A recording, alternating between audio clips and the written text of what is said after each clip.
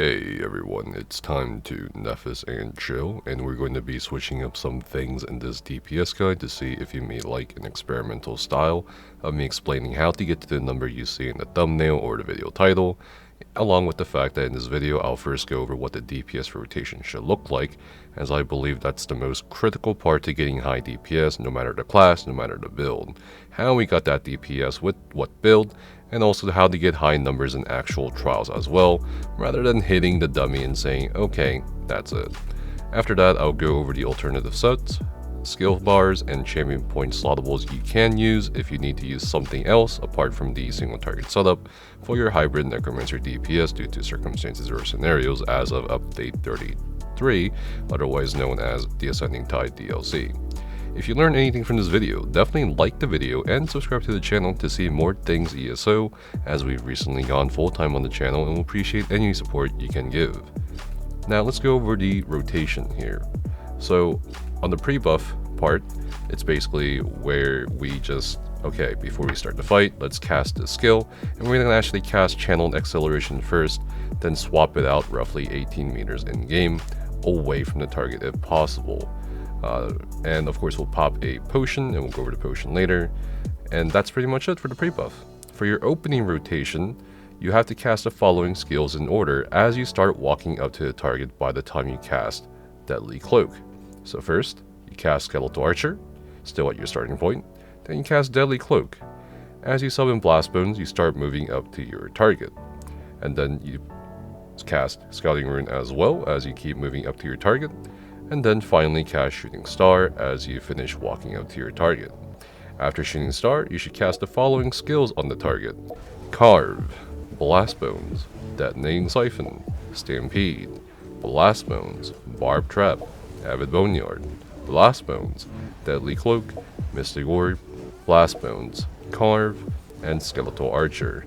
As you've noticed, every 2 global cooldowns or every 2 skill usages that is not Blast Bones will be centered around in your rotation, so you'll be casting Blast Bones every 2 GCDs.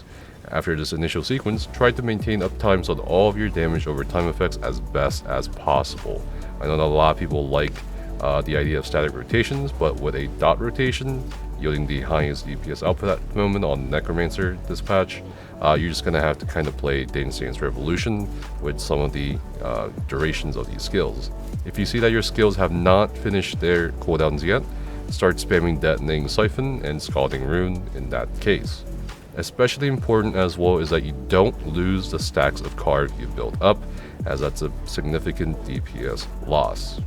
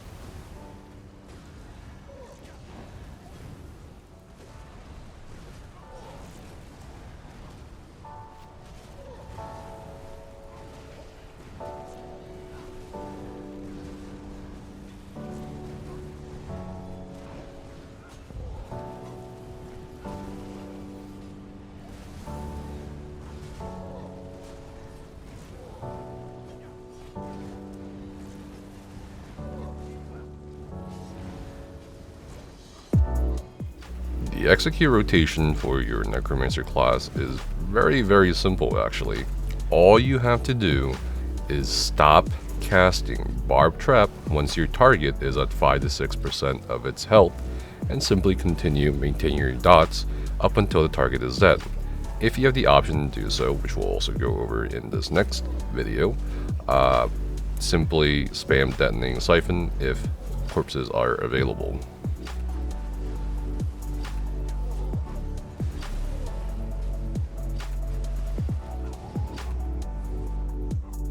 So, what was the item setup that we used to get this number on the dummy? Well, it's 1 Slime Crawl, 5-piece Reliquin, 1 Harpooner's Waiting Kill, 5 Kinraz's Wrath on the front bar, and Maelstrom 2-hander on the back bar. More specifically, this here as shown on the video is exactly the setup that we use to get this number.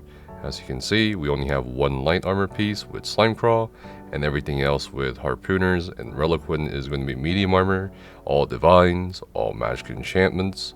Kinraz's Wrath is on the front bar with jewelry being bloodthirsty with increasing magical harm. We have 2 dual daggers, Nirnhoned in the main hand, which is really important, and Charge on the offhand with poison and flame enchants respectively.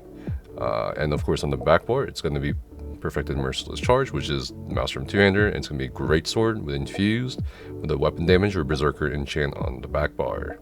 Due to the increasing hybridization of classes and item sets in the Elder Scrolls Online, we will see an increase in usage of sets across the board that would have normally been confined to stamina or magicka variants of all the 6 classes. For example, here with the setup we showed, Reliquin is being used on a character that has all 64 attribute points into magicka along with magicka armor enchantments. Some fundamentals have not changed though, such as item set effect buffs, traits, and critical chance, as evident by the Thief Mundus Stone and the jewelry weapon traits of this setup. Kinraz's Wrath is still present from last patch that best exemplifies this.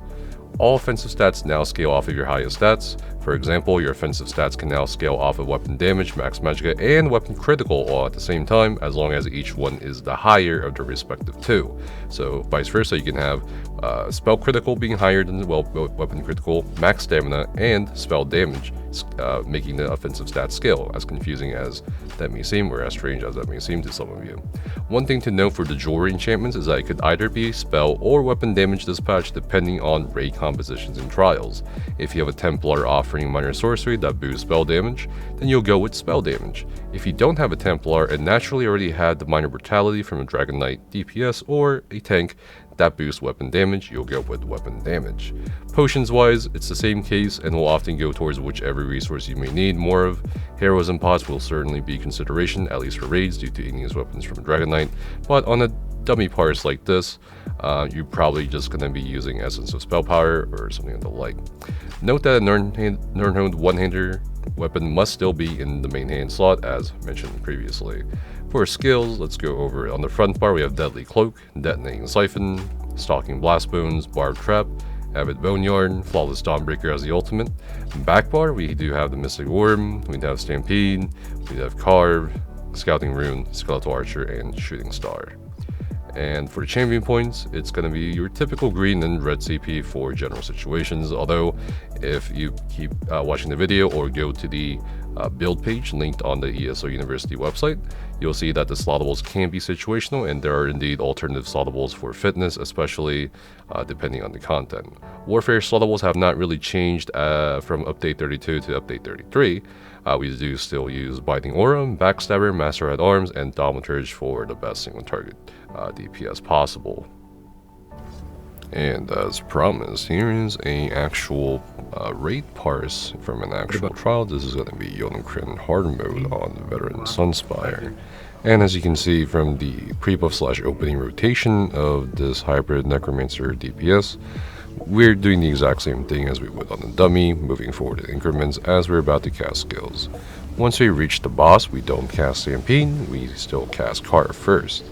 All it comes down to really is just remaining calm with the time stops here for this fight, and just keeping up the dots as much as possible, and that's pretty much it. As you can see, they don't really go back to their dots immediately, just can give it 1 or 2 GCDs at most. And unlike some other specs, you don't really see this kind of DPS rotation really deviate away from its dot placements, because it is mostly a dot crow instead of more of a spammable focus spec.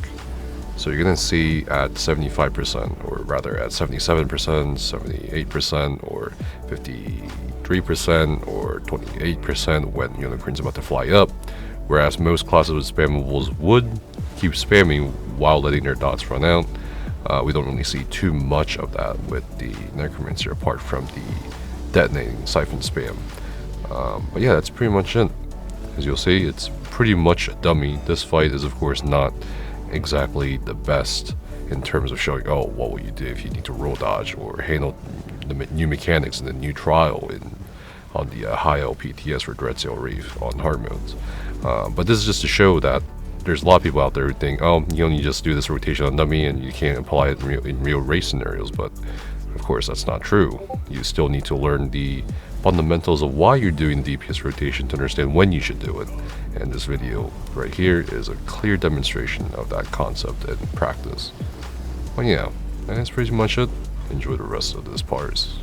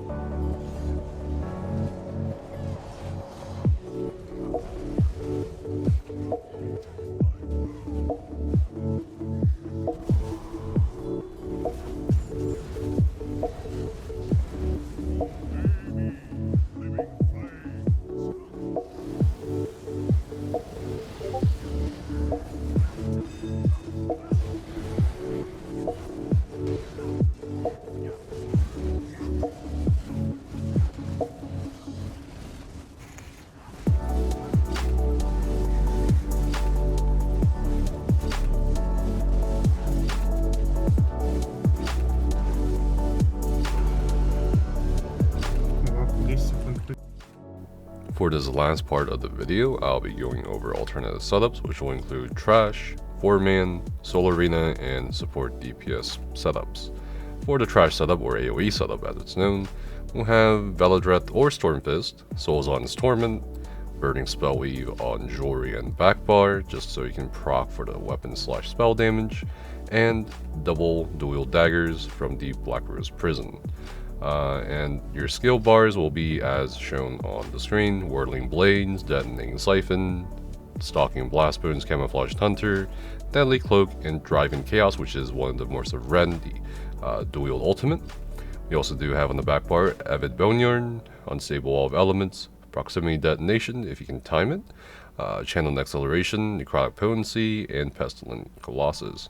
Your warfare slottables for this setup is going to be Backstabber, Master at Arms, Fighting Finesse, and Biting Aura. Your fitness slottables will be Slippery, Fortified, Rejuvenation, and Bloody Renewal. Next, for the dungeon and arena setup, you're going to have pretty much the same thing in terms of the monster set, Veladreth or Stormfist. However, you will go with Yandir's Might on the body with 5-piece medium, Medusa on the front bar with 3-piece jewelry, and Inferno Staff with Precise and Flame enchantment, and a Maelstrom Staff on the back bar, Infused Berserker. Your skill bars will look like the following: Silver Bolt, Detonating Siphon, Stalking Blastbones, we have Deadly Cloak, Camouflaged Hunter, Flawless Dawnbreaker, and on the back bar we have Mystic Orb, Unstable Wall of Elements, Detonating Siphon, just for the passive, Boneyarn, Skeletal Archer, and Pestilent Colossus. If there is no dedicated healer in your group, you can go with the other bar here that I'll show in the video. Pretty much the same front bar, except on the back bar, instead of Boneyarn, or rather Deadly Cloak on the front bar with Boneyarn on the front bar, we're going to have Render Flesh on the back bar, which is basically going to be a self-heal for yourself. Warfare slottables will include Master at Arms, Backstabber, or Fighting Finesse depending on the situations, and Biting Aura and Thaumaturge. Your fitness slottables will be the same as the previous AOE setup: Slippery, Fortified, Rejuvenation, and Bloody Renewal. Your solo arena setup is going to look something like this: 1-piece Light Slimecrawl, 5-piece Light False Gods with 1-piece Ring of the Pale Order.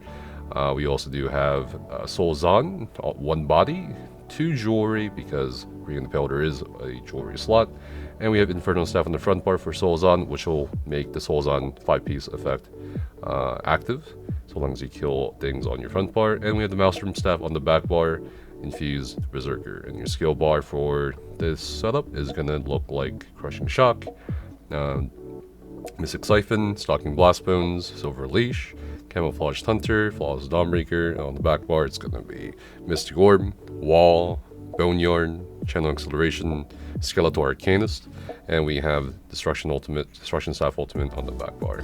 Your Warfare slotables for the Soul Arena setup is going to be Master at Arms, Fighting Finesse, Biting Aura, and Thaumaturge. Your Fitness slotables, your red slotables, are going to be Slippery, Fortified, Rejuvenation, and Bloody Renewal. Lastly, guys, if someone asks you to wear something like Elemental Catalyst, you can refer to this setup here. 1 Slime Crawl Light, 5 piece Irreliquent or Yandiers on the body slots, and we have Harpooner's Waiting Kilt, 1 piece Medium, and on the jewelry and front bar we have Elemental Catalyst, rings, necklace, and dual daggers on the front bar with Nirnhold and Charged. Depending on your setup, it may be a dual Infernal Staff setup or just this pure single target setup here, as we do go with the Maelstrom two-hander instead of the Maelstrom Staff on the back bar with Infuse and Berserker. And your skill setup will typically look like this for a single target. It's going to be Ricochet Skull, Mystic Siphon, Stalking Blastbones, Avid Boneyard, with Camouflaged Hunter on the front bar with the Flawless Dawnbreaker giving an additional weapon/spell damage. We also do have on the back bar Mystic Orb, Stampede, Carve, Barb Trap, Skeletal Archer, and Pestilent Colossus. For this setup, Warfare slotables should be Deadly Aim, Master at Arms, Thaumaturge, and Biting Aura. Fitness slotables will be Slippery, Fortified, Rejuvenation, and Siphoning Spells. But yeah, that's pretty much it for this video.